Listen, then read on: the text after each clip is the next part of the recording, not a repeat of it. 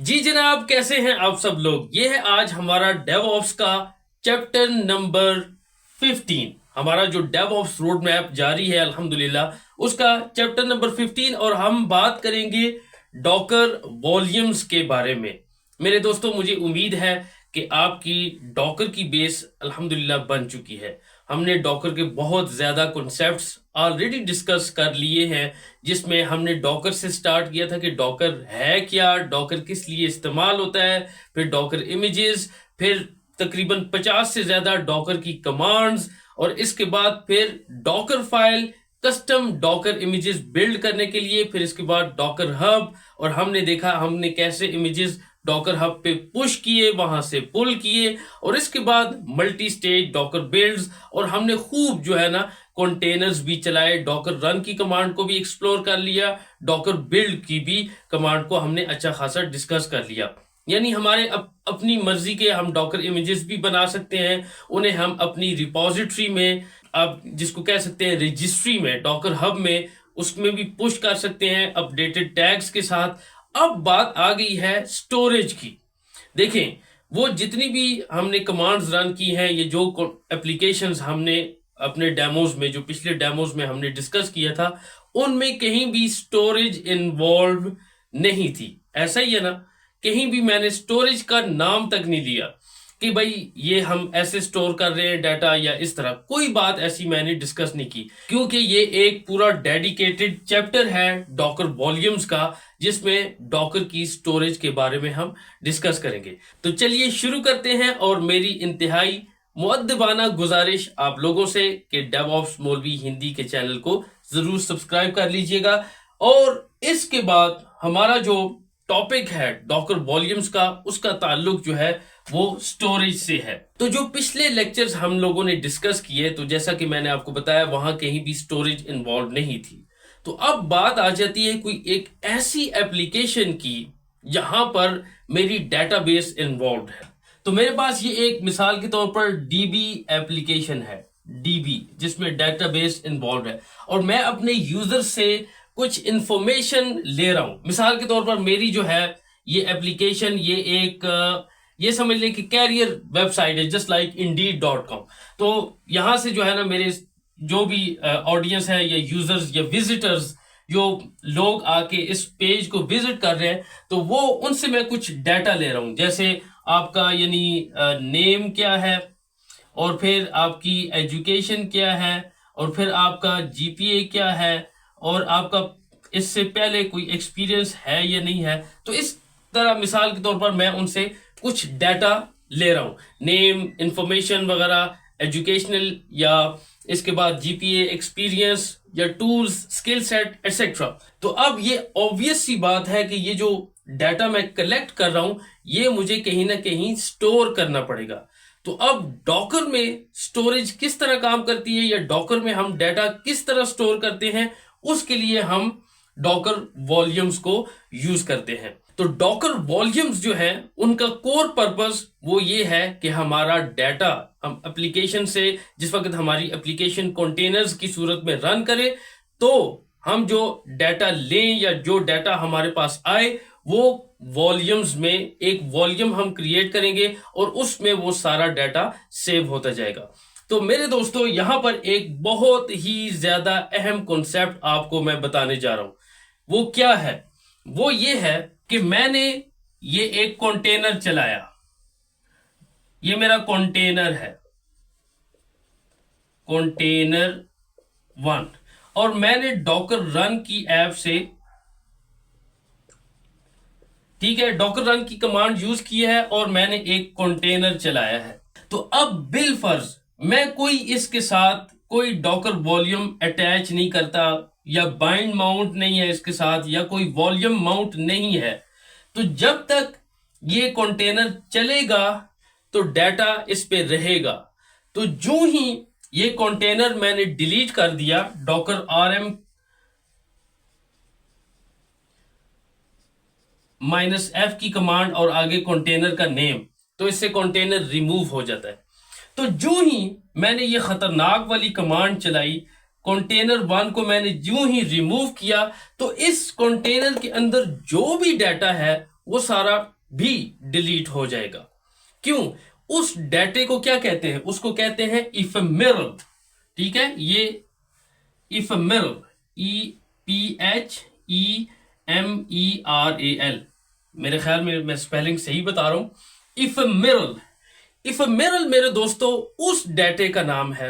ये वो डाटा है जो उस वक्त तक ही रहेगा जब तक हमारा कंटेनर चलता रहेगा, यानी ये आरजी डाटा है। ठीक है जी, मेरी बात समझ रहे हैं ना आप?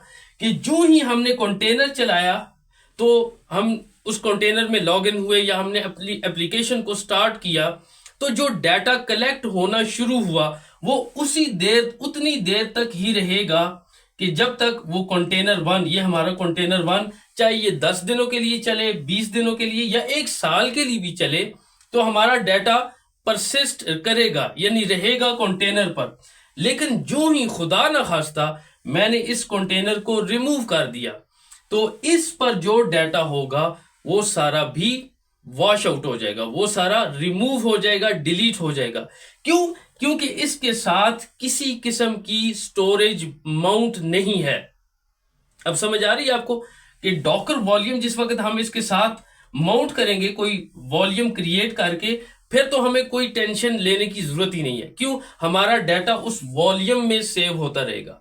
या बाइंड माउंट इस पर कंटेनर के साथ माउंट कर देंगे, एक फोल्डर माउंट कर देंगे, और मैं चाहूं कि मेरा सारा डाटा उस फोल्डर में सेव होता जाए, तब भी कोई टेंशन नहीं है। हाँ, अगर मैं इसके साथ कोई डॉकर वॉल्यूम भी अटैच ना करूं, माउंट ना करूं, कोई फोल्डर या बाइंड माउंट भी ना करूं, तो क्या ख्याल है फिर आपका? मेरे पास कोई ऑप्शन है ही नहीं, मेरे पास कोई तरीका है ही नहीं कि मैं डाटा स्टोर कर सकूं।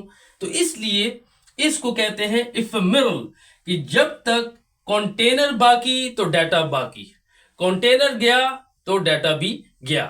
तो इसलिए परसिस्टेंट स्टोरेज की जब हम बात करेंगे कि मेरा डाटा परसिस्टेंट स्टोरेज में सेव हो और उसका बैकअप हो और मुझे डाटा की कोई टेंशन ना हो, चाहे मेरा कंटेनर चले, क्रैश हो, लेकिन मेरा डाटा महफूज रहे, उस पर ये अहम किरदार अदा करती है डॉकर वॉल्यूम। जिस वक्त हम डॉकर वॉल्यूम क्रिएट करके किसी भी कंटेनर के साथ माउंट कर देंगे, तो हमारा डाटा जो है वॉल्यूम के अंदर स्टोर होना शुरू हो जाएगा। और फिर अगर हमारा कंटेनर 1 क्रैश कर गया है, मैं कंटेनर 2 चलाऊंगा, तो मैं इजीली वही वॉल्यूम, वही मेरा डाटा कंटेनर 2 में आ जाएगा, तो टेंशन ही खत्म हो जाएगी। ठीक है जी, तो ये है थोड़ा सा कॉन्सेप्ट इफेमेरल डाटा का।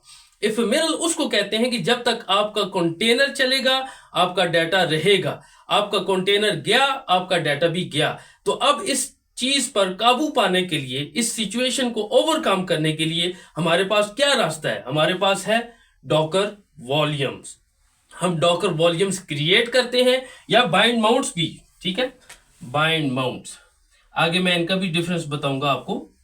बाइंड माउंट्स, तो दोनों का जो बेसिक पर्पस है वो परसिस्टेंट स्टोरेज के लिए, फॉर परसिस्टेंट स्टोरेज।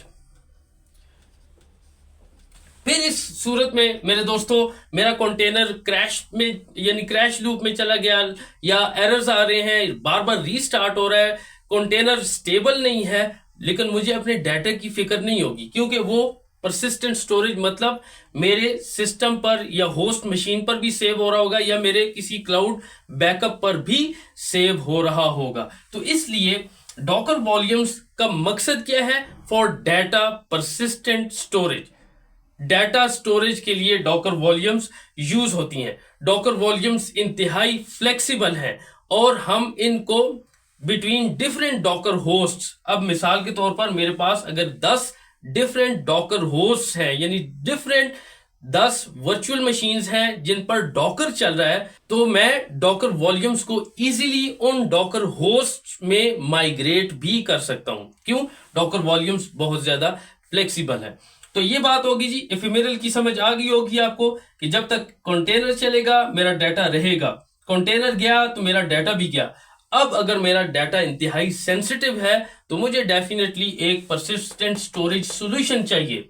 मुझे अपने डाटे को महफूज करना है, सेव करना है, ताकि मेरा कोई भी कंटेनर क्रैश कर जाए तो मेरा डाटा कम से कम महफूज रहे। उसके लिए हमारे पास क्या है, डॉकर वॉल्यूम्स। और फिर इसके बाद, क्योंकि ये स्टोरेज का डीप डाइव है, हम डिटेल से स्टोरेज को पढ़ेंगे, तो हमारा वैसे डाटा अगर कंटेनर चलता है तो वो सेव कहाँ होता है। तो मैं इसको मिटाता हूं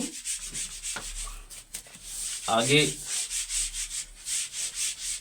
अब मिसाल के तौर पर मेरा कंटेनर चल रहा है, सही है, ये मेरा कंटेनर है। अब थोड़ा सा हम मजीद गहराई में जाते हैं, ठीक है। तो जैसे डॉकर इमेजेस जिस वक्त हमने बिल्ड किए थे, डॉकर फाइल वाला आपने लेक्चर जरूर देखना है, क्योंकि उस पर मैं बहुत जोर दे रहा हूं कि वो बहुत ही इंपॉर्टेंट लेक्चर है। उसमें बहुत सारे आपके डॉकर के कॉन्सेप्ट्स क्लियर हो सकते हैं। तो मैंने ये डॉकर फाइल में ही डिस्कस किया था कि जिस वक्त हम एक इमेज बिल्ड करते हैं डॉकर फाइल से, तो हर इंस्ट्रक्शन की एक लेयर बनती है, ठीक है ना जी। मिसाल के तौर पर यहां से शुरू होती है, ये है मेरी फ्रॉम की, ठीक है। हर इंस्ट्रक्शन एक लेयर बनाती है। फिर उसके बाद आ गई जी कॉपी, फिर उसके बाद आ गई जी रन, फिर उसके बाद आ गई जी यूजर। तो जो जो हमारी डॉकर फाइल में इंस्ट्रक्शंस होंगी उसी हिसाब से जो है ना वो लेयर्स बनती जाएंगी। वो मैंने आपको प्रैक्टिकली डॉकर बिल्ड की कमांड में दिखाया भी था, 1/8 2/8 वो जो लेयर नंबर्स हमारे पास आ रहे थे। तो मेरे दोस्तों, जिस वक्त हम कंटेनर चलाते हैं तो हमारे पास उस कंटेनर में एक कंटेनर लेयर भी बनती है, कंटेनर लेयर। अब आपके जहन में एक सवाल आ रहा होगा कि जिस वक्त हम चले इस कंटेनर के साथ कोई परसिस्टेंट स्टोरेज माउंट नहीं है, कोई डॉकर वॉल्यूम अटैच नहीं है, तो फिर जो कंटेनर का डाटा है आर्जी तौर पर, ये जो इफेमेरल डाटा है वो कहां सेव होता है। ये बड़ा डीप कॉन्सेप्ट है। वो सेव होता है कंटेनर की लेयर में। ये आ गई हमारी इमेज की लेयर्स, और ये है हमारी कंटेनर की लेयर। जिस वक्त हमारा कंटेनर चलता है तो एक on top of these image layers, in image layers पर एक ऊपर कंटेनर लेयर भी बनती है। जिस वक्त जो ही हम डॉकर रन की कमांड रन करते हैं तो हमारी एक कंटेनर लेयर भी बनती है। तो जो आरजी डाटा है, इफेमेरल डाटा, वो कहां सेव होता है, वो इस कंटेनर लेयर में सेव होता है। और फिर जिस तरह मैंने आपको बताया कि जितनी देर हमारा वो कंटेनर चलेगा वो डाटा इस कंटेनर लेयर के अंदर महफूज रहेगा। लेकिन खुदा ना खास्ता हमारा कंटेनर क्रैश कर गया या रिमूव हो गया एक्सीडेंटली, तो सारा डाटा जो है ना इस कंटेनर लेयर से उड़ जाएगा, ठीक है। क्योंकि कंटेनर नहीं रहा तो डाटा कहां से रहेगा। तो अब यहां पर आपका ये कॉन्सेप्ट भी क्लियर है कि जिस वक्त हम एक कंटेनर रन करते हैं तो हमारी तो ये तो आ गई हमारी इमेज लेयर्स। तो इमेज लेयर्स के ऊपर on top of image layers हमारी एक बनती है कंटेनर लेयर। तो जो हमारा इफेमेरल डाटा है, टेम्पोरेरी डाटा है, या कंटेनर का जो डाटा है, यानी जिससे कंटेनर चलता है, जिस तरह हमारे पास लिनक्स का सिस्टम हम बूट करते हैं तो जो बूट की इंफॉर्मेशन है वो कहां पर सेव होती है, हमारी ईटीसी ग्रब में, बूट लोडर में। वो सारी इंफॉर्मेशन जो है ना वो कर्नल में लोड होती है। बस यही समझ लें कि कंटेनर लेयर जो है ना वो यही रोल ऑलमोस्ट अदा करती है कि जिस वक्त हमारा कंटेनर चलता है सारा डाटा इस कंटेनर लेयर में आ जाता है। और इसके बाद हम मजीद इस कंटेनर को अगर 10 दिन चलाएं, 20 दिन चलाएं, और जो एप्लीकेशन का डाटा है वो इस कंटेनर लेयर में सेव होता रहेगा। लेकिन कंटेनर जिस वक्त डिलीट हो गया हमारा डाटा रिमूव हो जाएगा। तो इसलिए यहां पर हमारे लिए जो डॉकर ने सबसे बेस्ट सॉल्यूशन दिया है अपने डाटा को स्टोर करने के लिए, वो है परसिस्टेंट वॉल्यूम्स, ठीक है जी। यहां पर हमारे पास एक वॉल्यूम्स है, जो वॉल्यूम मैं माउंट कर दूंगा तो अब मुझे टेंशन नहीं होगी। तो बिलफर्ज ये कंटेनर रिमूव हो गया, डिलीट हो गया, मेरा डाटा जो है ना वो इस वॉल्यूम में सेव रहेगा। तो अब उम्मीद करता हूं कि आपको यानी डीप इनसाइट मैंने बता दिया कि समझ भी आ गई होगी। तो वैसे जो नॉर्मली हम कंटेनर रन करते हैं उनका डाटा कहां सेव होता है, उनका डाटा कंटेनर लेयर में सेव होता है। और फिर क्योंकि ये एक यानी सेफ सॉल्यूशन नहीं है, हम इसमें अपने डाटा को सेव नहीं कर सकते, इसलिए हमें वॉल्यूम साथ माउंट करना पड़ता है। जिस वक्त हमारी वॉल्यूम कंटेनर्स के साथ माउंट हो जाती है तो फिर क्या होता है, हमारा डाटा जो है ना ऑल यानी हमारी वॉल्यूम में सेव होने लग जाता है, और वो वॉल्यूम हम उसका बैकअप मजीद किसी क्लाउड स्टोरेज पर भी रख सकते हैं। ये बड़ा ही यानी इंपॉर्टेंट इंटरव्यू क्वेश्चन भी है कि किस तरह आप डाटा को डॉकर में स्टोर भी कर सकते हैं या उसका यानी बैकअप भी ले सकते हैं। अब इसके बाद एक और अहम डायरेक्टरी भी यहां पर मैं आपको बताऊंगा, वो है डॉकर में, डॉकर होस्ट है ये मेरा यानी वर्चुअल मशीन जहां पर मेरा डॉकर चल रहा है, वार लिब और डॉकर। अच्छा, जो वार लिब डॉकर है, जो ही मैं डॉकर इंस्टॉल करता हूं तो ये डायरेक्टरी क्रिएट हो जाती है। अब डॉकर के हवाले से जो भी हमारा डाटा है वो इस डायरेक्टरी में मेरे दोस्तों सेव हो रहा होता है। अब यहां पर मजीद यानी आगे फोल्डर्स बने होते हैं। अब मिसाल के तौर पर वॉल्यूम्स कहां सेव होती हैं, वॉल्यूम्स का एक फोल्डर बना होगा, मैं आपको प्रैक्टिकली दिखाऊंगा इंशाल्लाह, टेंशन नहीं लेनी। यहां पर एक नेटवर्क्स का भी फोल्डर बना होगा, आप खुद भी अपने वर्चुअल मशीन पर चेक कर सकते हैं। इसी तरह इमेजेस का भी एक फोल्डर बना होगा। तो वारलिब डॉकर में तकरीबन हमारा सारा डॉकर का डाटा यहां पर सेव हो रहा होता है, ठीक है जी। तो इसलिए अब मिसाल के तौर पर मैं एक डॉकर वॉल्यूम क्रिएट करूंगा तो उस डॉकर वॉल्यूम का फोल्डर जो है वो वॉल्यूम्स के अंदर बन जाएगा। उस मिसाल के तौर पर मेरी डॉकर वॉल्यूम का नाम है वॉल्यूम वन। तो वॉल्यूम्स के अंदर, यहां पर वॉल्यूम्स के अंदर वारलिब डॉकर वॉल्यूम 1, और यहां पर अंडरस्कोर डाटा के नाम से एक फोल्डर बन जाता है खुद ब खुद। और वही जिस वक्त हम कंटेनर के साथ इस वॉल्यूम 1 को माउंट करेंगे तो मेरा जो डाटा है, लॉग्स हैं, जो कुछ भी है वो यहां पर सेव होने लग जाएगा। ये मेरी होस्ट मशीन है, तो इसलिए हम वॉल्यूम 1 एक क्रिएट कर देंगे। हम इसको किसी कंटेनर के साथ माउंट करेंगे। कंटेनर के साथ जिस वक्त ये माउंट होगी तो मैं, क्योंकि माउंट पॉइंट स्पेसिफाई करूंगा, मैं ये माउंट पॉइंट स्पेसिफाई करना जरूरी है ताकि पता चले कि डॉकर ने डाटा सेव कहां करना है, ठीक है। वो जिस वक्त हम डॉकर रन की कमांड रन करते हैं तो उसमें हम ये चीजें बता देते हैं कि मेरा टारगेट क्या है, सोर्स क्या है, टारगेट क्या है। तो अंडरस्कोर डाटा का जो फोल्डर है यहां पर मेरा डाटा सेव होने लग जाएगा। अच्छा जी, इसके बाद एक और कॉन्सेप्ट भी बहुत ज्यादा कॉन्सेप्ट है, माजरत के साथ अगर आप ओवरवेल्म फील कर रहे हैं तो, क्योंकि ये सारा मैं एक ही चैप्टर में कवर करना चाहता हूं। अब यहां पर एक चीज है डॉकर वॉल्यूम्स, ठीक है, वॉल्यूम्स, और एक चीज है बाइंड माउंट्स। अच्छा, इसमें हम डॉकर वॉल्यूम की कमांड यूज करते हैं, डॉकर। अब मैं फर्क बता रहा हूं वर्सेस, ये एक इंटरव्यू क्वेश्चन भी हो सकता है कि डॉकर में डॉकर वॉल्यूम्स और बाइंड माउंट्स में क्या डिफरेंस है। तो जो डॉकर वॉल्यूम्स है, डॉकर वॉल्यूम एक डॉकर वॉल्यूम की कमांड से क्रिएट हो सकती है, डॉकर वॉल्यूम क्रिएट।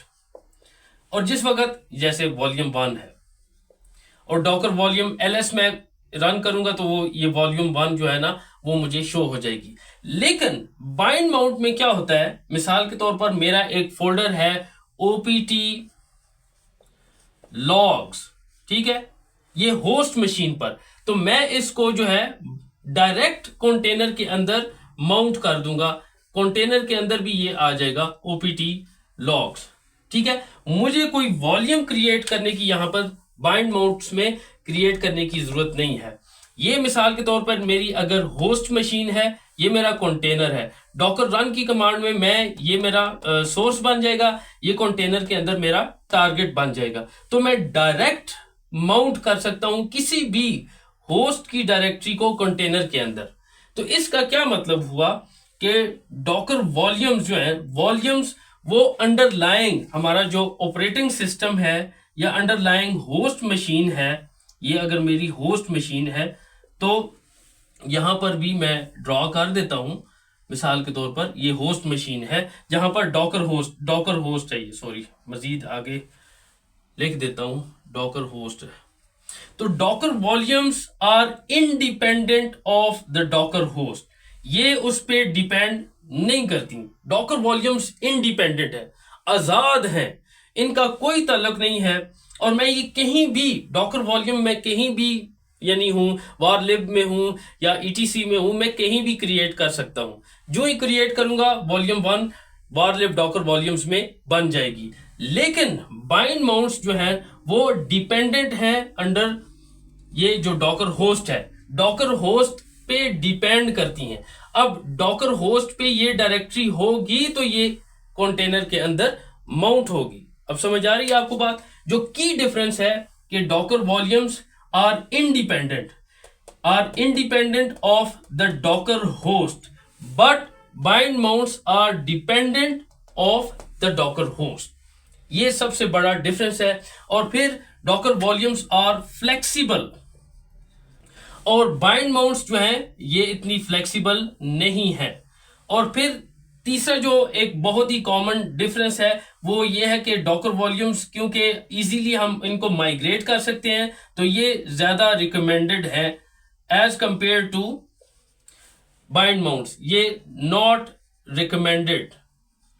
बहरहाल मैं ये मेरा अपना ओपिनियन है, आप इससे डिसएग्री भी कर सकते हैं क्योंकि कुछ सिनेरियोज में हम बाइंड माउंट्स भी यूज करते हैं। लेकिन जो है क्योंकि फ्लेक्सिबिलिटी की वजह से और डॉकर होस्ट पे इनका कोई इन्हिसार नहीं होता, इसलिए हम डॉकर वॉल्यूम्स को बाइंड माउंट्स पे यानी हम प्रेफर करते हैं, ज्यादा तरजीह देते हैं डॉकर वॉल्यूम्स को बाइंड माउंट्स में। बाकी जो की डिफरेंस है अगर आपसे इंटरव्यू में पूछा जाए तो जो मुझे पता है वही मैं आपके साथ शेयर कर रहा हूं कि एक तो ये है कि डॉकर वॉल्यूम की कमांड से हम वॉल्यूम्स कहीं भी क्रिएट कर सकते हैं। और फिर डॉकर वॉल्यूम्स जो अंडरलाइंग हमारा डॉकर होस्ट है उस पे डिपेंडेंट नहीं होती।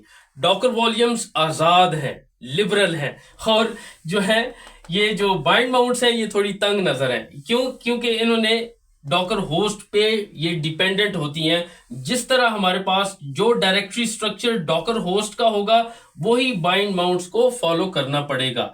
और मैं डॉकर वॉल्यूम क्रिएट वॉल्यूम 1 कहीं भी बना सकता हूं और किसी भी कंटेनर के साथ माउंट कर सकता हूं। फिर ये जो है ये डॉकर वॉल्यूम्स ये ज्यादा फ्लेक्सिबल हैं, bind mounts are not much flexible as compare to, क्योंकि डॉकर एक्सपर्ट्स ये कह रहे हैं कि Docker volumes are more recommended, आप इनको यूज करें as compare to bind mounts. और वैसे मैं अपना पर्सनल ओपिनियन दूं तो मुझे डॉकर वॉल्यूम्स बहुत ज्यादा यानी अपने लर्निंग के हवाले से भी जिस वक्त मैंने डॉकर का काम शुरू किया था तो वॉल्यूम्स मुझे ज्यादा इजी लगे। और वॉल्यूम्स के जो फीचर्स हैं, फ्लेक्सिबिलिटी, इजीली माइग्रेट करना, इंडिपेंडेंस ऑफ डॉकर होस्ट, तो मैं यही रिकमेंड करूंगा। और बहुत ही जबरदस्त बात कि डॉकर वॉल्यूम्स की तकरीबन 4 या 5 टोटल कमांड्स है।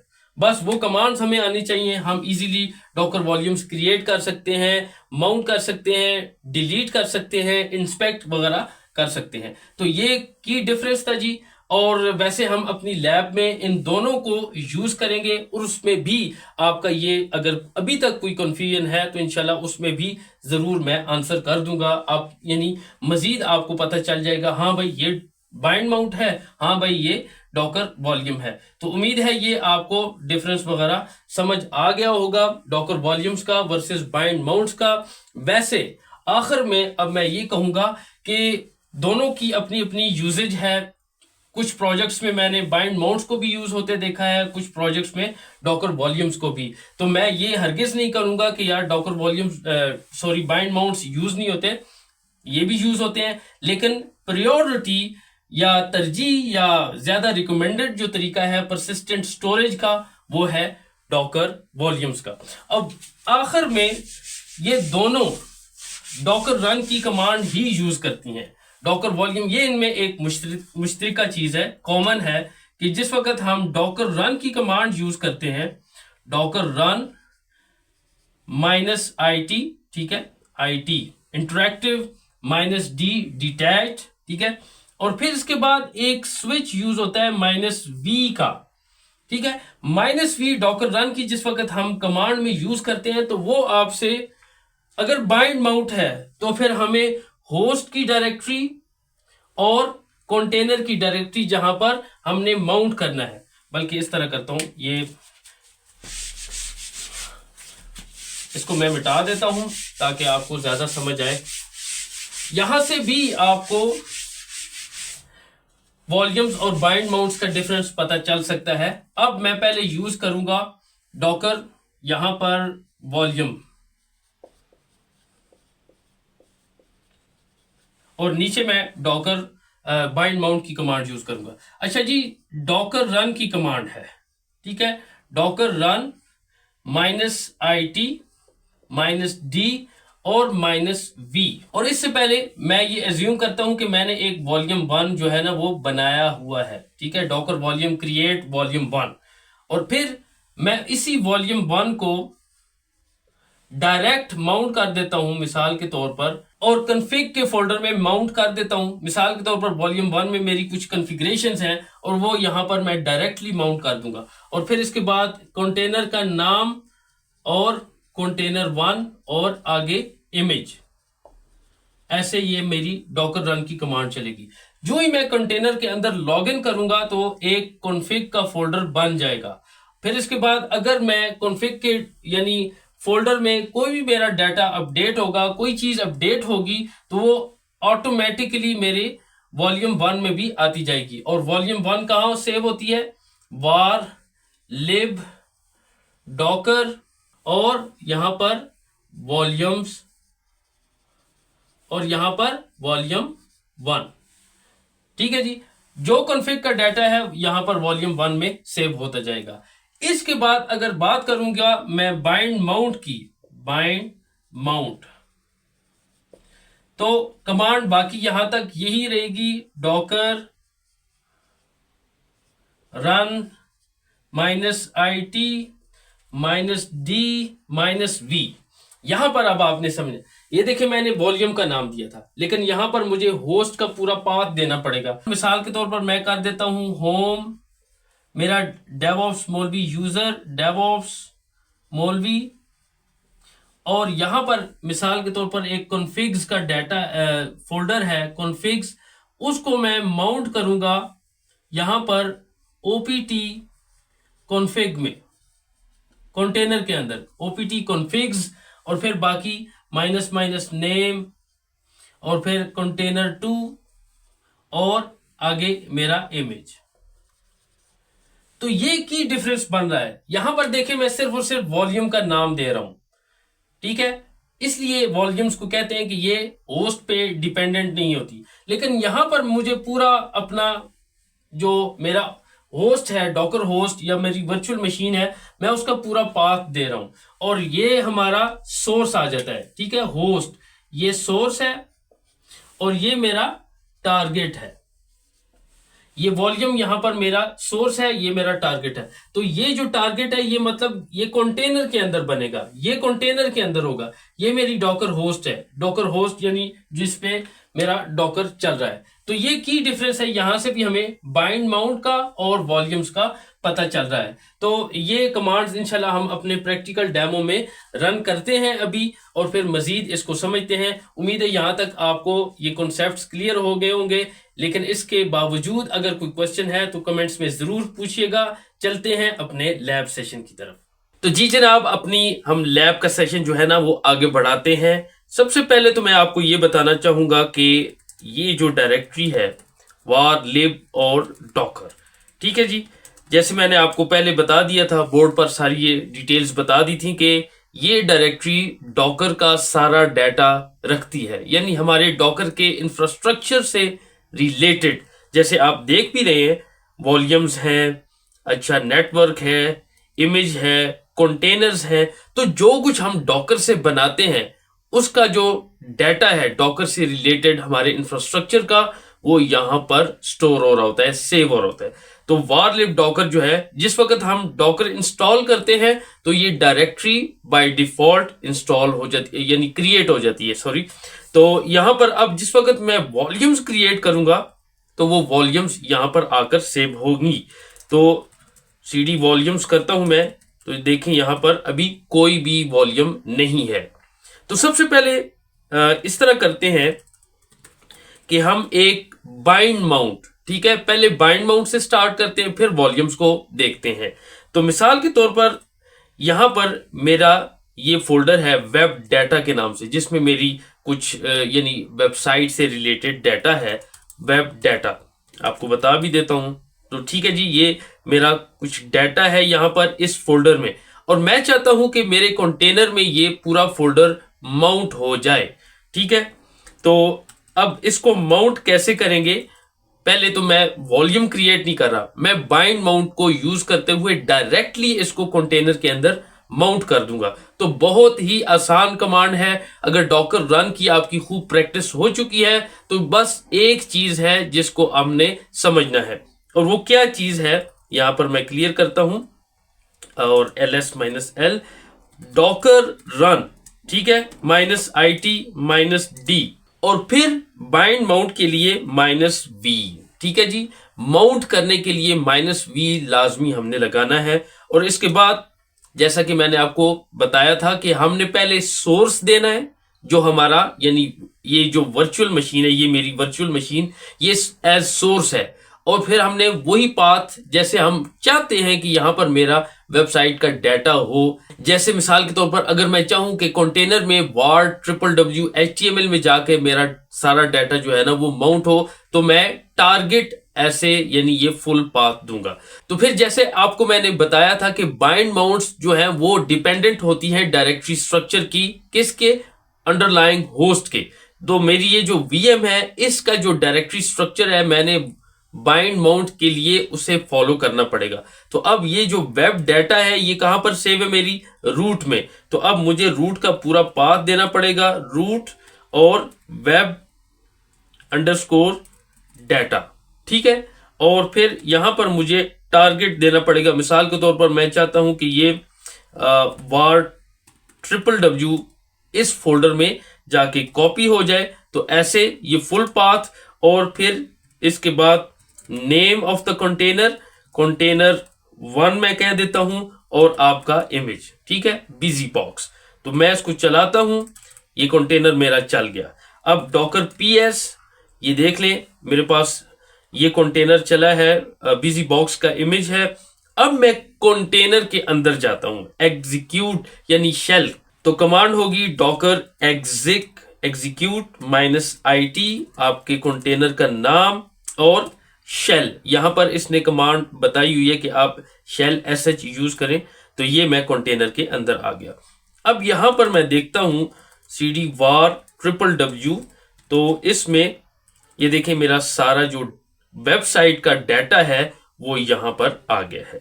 अब मिसाल के तौर पर एक फाइल मैं नई बनाता हूं, ठीक है, और हम जाके होस्ट पे देखेंगे आया वो होस्ट पे भी वो फाइल क्रिएट हुई है कि नहीं। तो मैं बनाता हूं touch new file for test .conf। ठीक है, ये फाइल मैं इसलिए बता रहा हूं कि ताकि हम डिफरेंशिएट कर सकें कि यही फाइल जो अभी मैंने आपके सामने क्रिएट की है। और इसको अगर vi करते हैं, पता नहीं ये कमांड चलेगी कंटेनर में, हाँ चल गई है। तो this file has been created for the bind mount demo. ठीक है, और मैं इसको सेव कर लेता हूं। ठीक है, अब मेरे पास ये फाइल आ गई है, एक नई new file for test .conf, जो कंटेनर में माउंट होते वक्त नहीं थी। ठीक है ना जी, ये बात ध्यान में रखनी है आपने। तो अब मैं कंटेनर से बाहर आ जाता हूं, और मैं अगेन जाता हूं अपने वेब डाटा वाले फोल्डर में, cd वेब डाटा, और ls-l करता हूं। तो ये देखें ये फाइल मेरे पास यहां पर बन गई है जो पहले नहीं थी। इसके बाद मैंने देखें कैट किया है, तो वो कंटेंट भी वही आ गया, this file has been created for the bind mount demo. और ये फाइल हमने कहां पर क्रिएट की थी? कंटेनर के अंदर। थोड़ी एक और दफा प्रैक्टिस कर लेते हैं, मजे की चीज है। क्लियर करता हूं स्क्रीन, और फिर मैं जाता हूं डॉकर एग्जिक -it, ठीक है, कंटेनर 1 और sh। यहां पर देखें मैं फिर आ गया अपने var www, क्योंकि यहां पर मैंने अपना जो फोल्डर है ये टारगेट फोल्डर, जहां पर मैंने माउंट किया है, अपना क्रिएट किया है बाइंड माउंट। मेरा वेब अंडरस्कोर डाटा वो सोर्स हो गया, और var www के अंदर ये मेरा टारगेट हो गया कंटेनर के अंदर। अब हम कंटेनर के अंदर है ना जी, समझ आ रही ना आपको इस बात की? तो अब यहां पर देखें मैं एक और फाइल बनाता हूं touch config.yaml, ठीक है, और नैनो करता हूं config.yaml, नैनो नहीं है, vi चलेगी, config.yaml, और यहां पर मैं इंसर्ट करता हूं मिसाल के तौर पर एक this is a test YAML file, ठीक है, और मैं इसको सेव करता हूं। यहां पर अब मेरे पास config.yaml आ गई है, ठीक है, ये वाली फाइल, और मैं कंटेनर से अब बाहर आ जाता हूं, क्लियर करता हूं, ls-l करता हूं, तो ये मेरे पास config.yaml की फाइल भी क्रिएट होगी। तो माउंट करने का यही मकसद है कि अगर कंटेनर के अंदर डाटा अपडेट हो रहा है तो वो हमारे सोर्स में भी अपडेट हो। तो ये सोर्स डायरेक्टरी है। ये कौन सी डायरेक्टरी है? ये सोर्स डायरेक्टरी है। और var कंटेनर के अंदर कौन सी डायरेक्टरी है? वो टारगेट डायरेक्टरी है। अब यहां पर देखें config.yaml है मिसाल के तौर पर, nano config.yaml, और इसमें मैं एक YAML फाइल कॉपी करके अपनी रिपोजिटरी से पेस्ट करता हूं। फिर हम देखते हैं कि आया वो YAML फाइल कंटेनर के अंदर भी अपडेट होती है कि नहीं। यस किया, सेव कर दिया। अब cat config.yaml, ये मेरे पास YAML आ गई। अब यहां पर हम दोबारा कुछ भी चेंज किए बगैर मैं कंटेनर के अंदर लॉगिन करता हूं, docker exec -it container1 और sh। अब यहां पर मैं आ जाता हूं cd var www, जो मेरा टारगेट है, माउंट पाथ है, ठीक है, ls-l, और यहां पर मैं करता हूं config.yaml को cat कि यार दिखाओ इसमें क्या है। तो ये देखें डाटा यहां पर भी अपडेट हो गया। तो मेरे दोस्तों ये है बाइंड माउंट। लेकिन आपने देखा है कि जिस वक्त मैं बाइंड माउंट क्रिएट कर रहा था, आपको कमांड दोबारा बताता हूं, किधर है वो कमांड, ये वाली कमांड आपके सामने मैंने रन की थी। तो यहां पर देखिए मुझे पूरी डायरेक्टरी का पाथ देना पड़ता है, सही है। तो इसलिए bind mounts are dependent of the directory structure of the underlying host, ठीक है। जो मेरा होस्ट है, मेरी वर्चुअल मशीन है, उसके डायरेक्टरी स्ट्रक्चर को हमने फॉलो करना है। तो अब मैं आपके सामने ये कमांड चलाता हूं ऐसे, और मैं पूरा यानी फुल पाथ नहीं देता। तो docker run -it -d -v, ठीक है, और web_data, ठीक है, और यहां पर मैं कर देता हूं जो टारगेट है मेरा var www, ठीक है, और इसमें आगे कंटेनर का नाम -name container2, और इसके बाद इमेज का नाम, ठीक है जी, ऐसे। अब मेरे पास कंटेनर चल गया है, लेकिन हम देखते हैं कि हमारा डाटा माउंट हुआ है या नहीं। तो docker exec -it -d और सॉरी -it और container name container2 sh।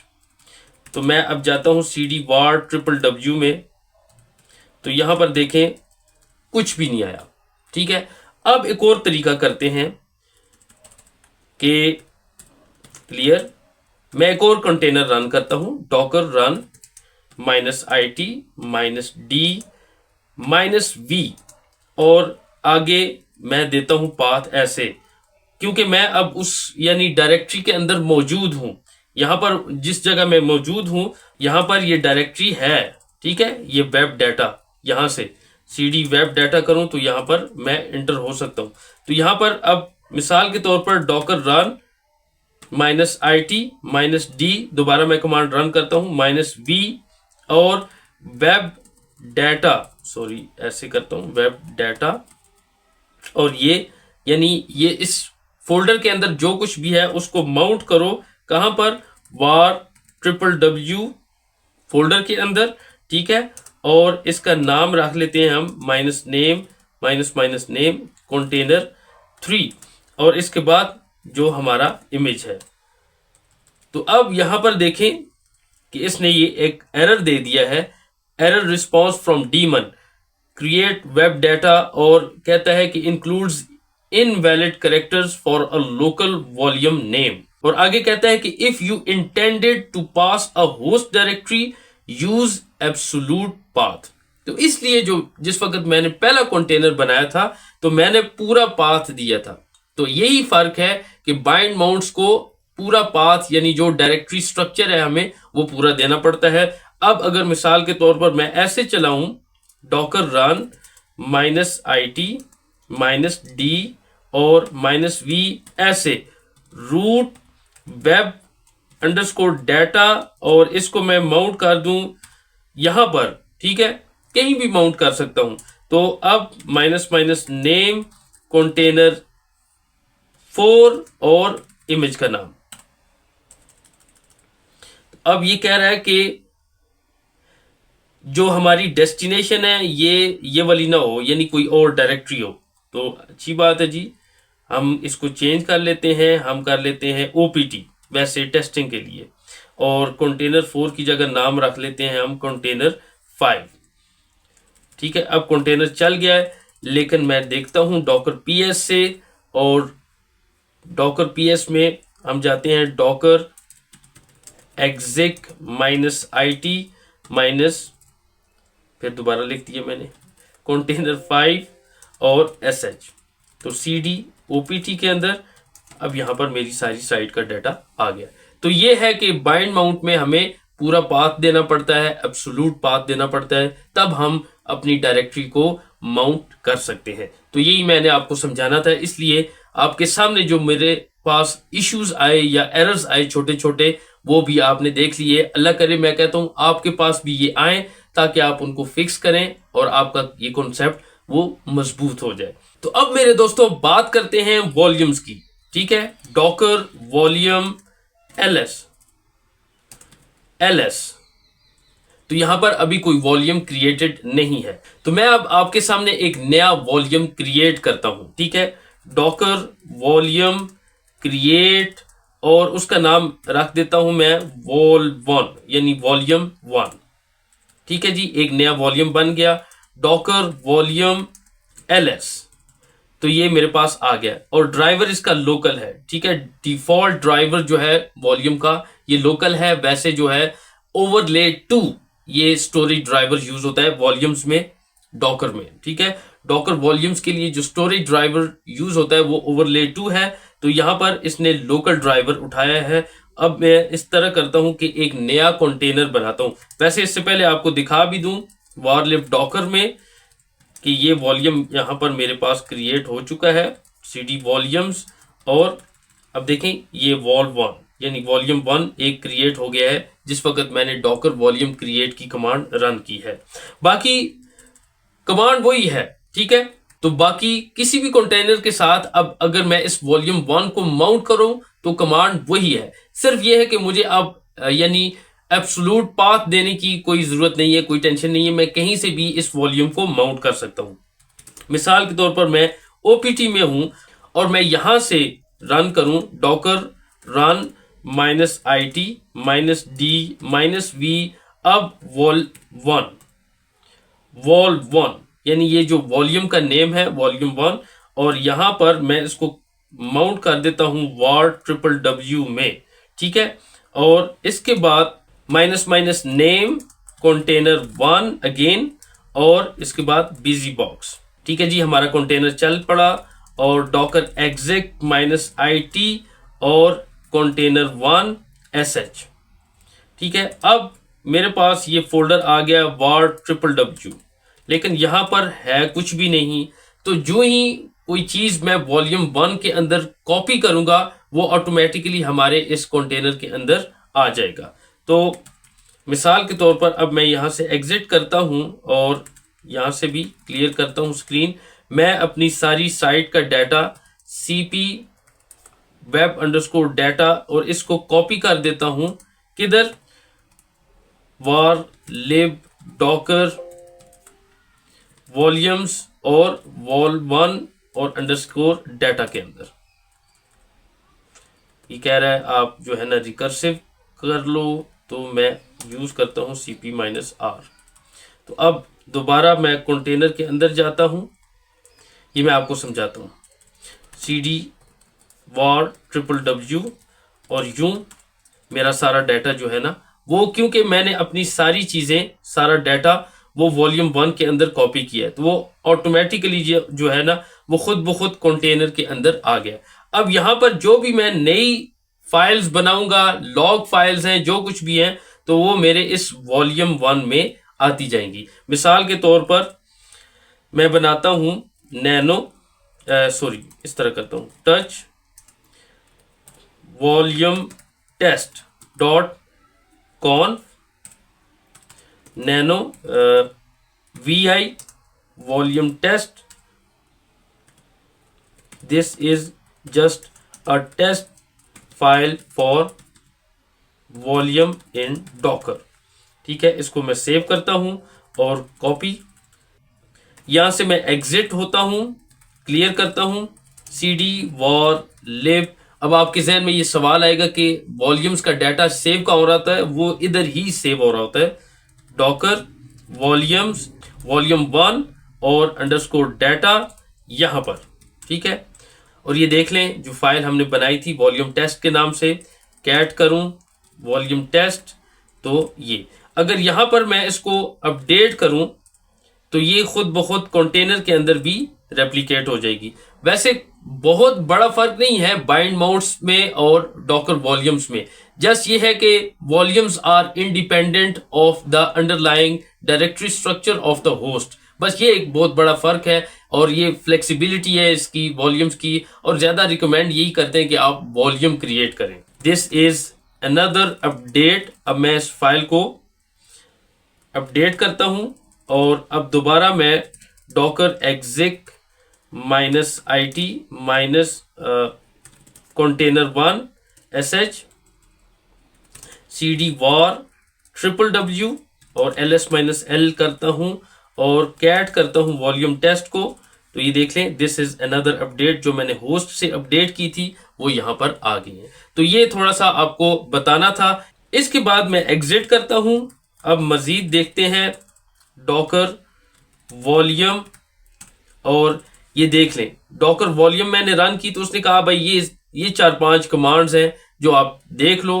Create से एक वॉल्यूम क्रिएट होती है, इंस्पेक्ट करना चाहते हैं डॉकर इंस्पेक्ट वॉल्यूम और इसके बाद वॉल्यूम का नाम, तो ये ऐसे देख लें हमारे पास माउंट पॉइंट भी इसने बता दिया है, ये माउंट पॉइंट है जो मैंने आपको बता दिया है, और ये ड्राइवर है ड्राइवर लोकल, और ये कब क्रिएट हुई थी। और इसी तरह डॉकर वॉल्यूम ls वो कमांड हम रन कर चुके हैं। प्रून की कमांड से ये सारी वॉल्यूम्स डिलीट हो जाएंगी, या आप 1 by 1 करना चाहते हैं डॉकर वॉल्यूम rm से, तो हम इस तरह वॉल्यूम को रिमूव कर सकते हैं। तो ये गिनी चुनी 4-5 कमांड्स हैं। तो ये हमने ये भी देख लिया, बाइंड मोड्स को भी देख लिया। उम्मीद है ये आपको लेक्चर इंतहाई इजी लगे। आप अपनी 4-5 वॉल्यूम्स बनाएं, उनमें डाटा को कॉपी करें, अपडेट करें और कंटेनर्स के साथ माउंट करें। कोई क्वेश्चन हो तो जरूर पूछिएगा। मिलता हूं आपसे अगले लेक्चर में, तब तक के लिए अल्लाह हाफिज।